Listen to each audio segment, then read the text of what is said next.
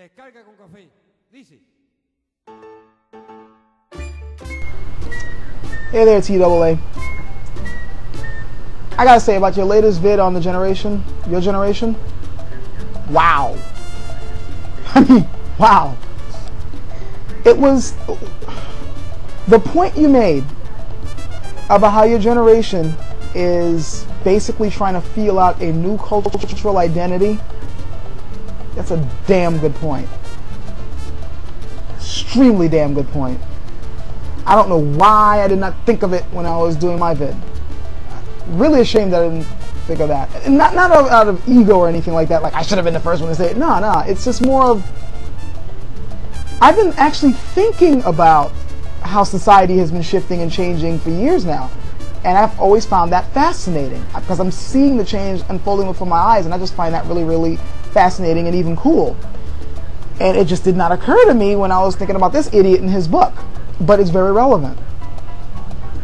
It is true. There is a cultural shift going on. There is a new society being formed, a new sense of identity that you guys are forming. My generation's caught up in it too. I was just before yours. I'm 32 years old, and I can tell you, the people, my peers, are caught up in it as well, at least us more open-minded ones. And I find this fascinating. Because it's not only your cultural identity that's changing, but it's your morality that's changing as well. Your sense of self, what you actually value, what you take as important. And it's scaring the older generation to death. That's why you got stupid books like this attacking you.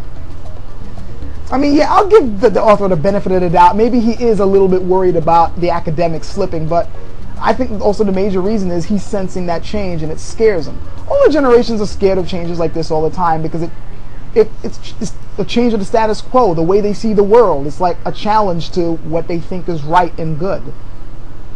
But they aren't the only ones that are scared. The power structure is terrified of this as well, and believe me, they're doing their damnedest to make sure this doesn't change all that much, just as they've been doing for years. Let me get a little bit on the morality thing, because there's so much to this. I mean, we can have some really damn good discussions on that one point alone. I'm pretty sure you realize that. Let's take morality. I've always considered that morality is an illusion. It is.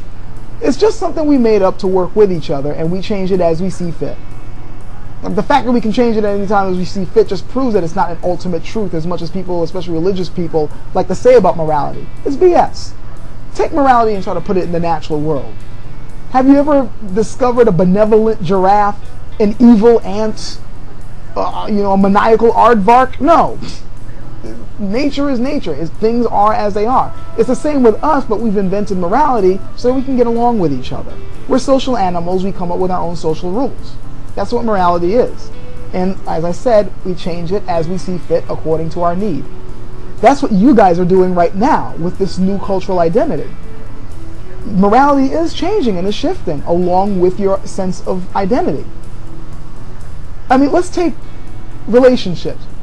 Decades ago, it would have been considered insane. I mean, and to this, I mean, certain religious and bigoted circles, it's still considered insane for a woman to be with a woman or a man to be with a man. But mine and your generation especially is like, okay, big deal. Who the fuck cares? And that's becoming more the prevalent thought. That's becoming the norm. Who cares? Here's something else that many people might not know about. Polyamory seems to be popping up. That's a term used for relationships where it's not just one mate with another mate, like one man with a woman or whatever.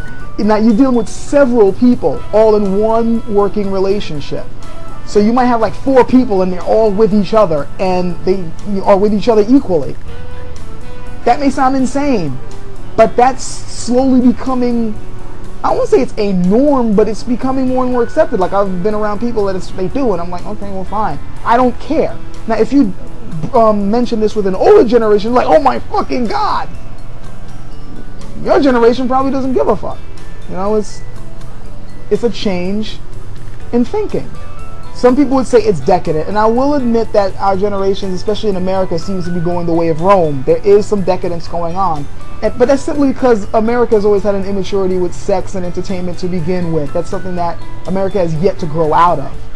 But culture-wise, in some senses, there are certain things that are changing that doesn't necessarily mean decadent. It's just a shift in perspective. Like we don't, like you've pointed out, people aren't, your generation isn't necessarily thinking in nationalistic terms anymore. It's a global thing. And that scares older generations, because they're like, I'm an American. You're supposed to believe you're an American too, or you're supposed to think you're Chinese and all that. And it's like, who cares? We're in a global economy now. And that scares the government too, because if you're not thinking nationalistically, then that means that when they try to jerk your patriotic chain, you don't give a fuck. And this is why the youth seem to be apathetic when it comes to voting and politics and all that, because they know it's bullshit, and they're not thinking that way anymore. Powers that be know this, which is why they're hooking their claws into the globalized thing. It's not just a global culture, it's also a global economy that's emerging. And sadly enough, too many young people in this generation aren't really grasping that yet, but the powers that be do. By the time you guys figure it out, they would have already hooked their claws into the way the global economy works. I mean, look, Europe is already united as one force. Before there were all these individual countries, and now they're the European Union. The Eastern world is trying to do the same thing. China's trying to consolidate. The United States is trying to consolidate, because everybody's trying to find out who's going to be in charge of this new global economy. And they're trying to rule it the old way. They don't want new thinking to get in charge of this global economy, because I'm sure if you guys were in charge, you wouldn't give two shits about which country is in charge. You just want to make sure it works. But the whole thing of my country's got to be on top, that's old school thinking. And it's still going on. And that's also what's interesting to me. Again, the reason why you guys are being attacked for this new way of thinking, like you said, you're feeling out this new culture.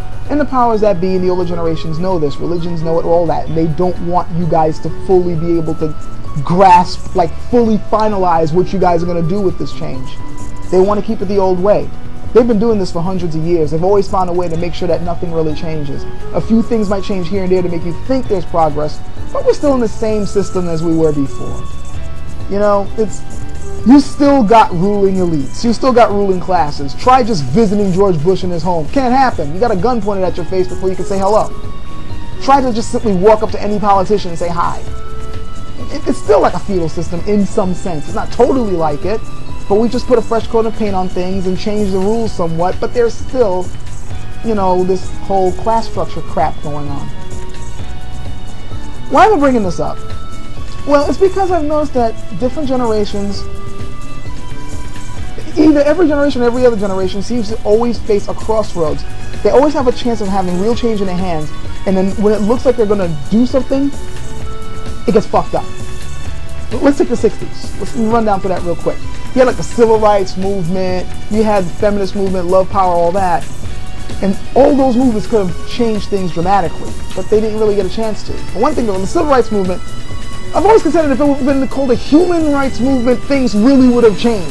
That's a rant for another time. But they killed the right leaders, and then when people tried to get militant, like with the Black Panther Party, the government shut them down, so that ended that. Hippies, love power movement. They tried to do some stuff, but then, you know, later on we found out what happened with that generation. They just flashed some shiny things in front of them and gave them nice fancy cars, and they got MBAs, and then they helped usher in the Reagan era, so well, that got fucked up. Feminist movement. That's really interesting. They could have done some real change to put women really in the forefront and make them equal. But even to this day, women are still getting paid less than men, and the stereotypical feminist wants to be just as abusive as the men were. So where's the change in that? It's the same fucking system, just change the face. Every time it looks like there's going to be some type of change, it gets fucked up. And it's usually because the powers that be put some candy in there, or groups like the religious right hammer down their core values and raise their kids to think the old way, and we're back to the same shit. And now there's you guys. I wonder if your generation realizes what you're holding in your hands right now. The internet has changed things drastically, and they know it. That's why they're trying to take their power from you while they can. Some stuff out there's some weird conspiracy stuff that's being put forth, but there is some truth in the fact that governments and corporations are slowly trying to change their access to the net and what you can see and what you can access, so that you won't be able to use it the way you've been using it before. They want to grab the power before you guys realize what power you have. And they want to grab your global identity and change it into something that can be worked against you. because you are trying to form this new sense of identity and this new morality and this new society that could turn everything on its head. I mean, think about TJ's video, his latest one, what he's talking about. So much can change because of you guys. You guys can completely fuck everything up and just completely rewrite the rules. You're at a crossroads now. The power you guys are holding in your hands is tremendous. So I have to wonder, are you guys going to do what the other generations could not and walk down that completely unknown road and just let's see what the fuck happens? Or are you going to go for the okie doke and everything's going to be exactly the same? I don't know which way it's going to go, but I really am interested in seeing what decision you guys make.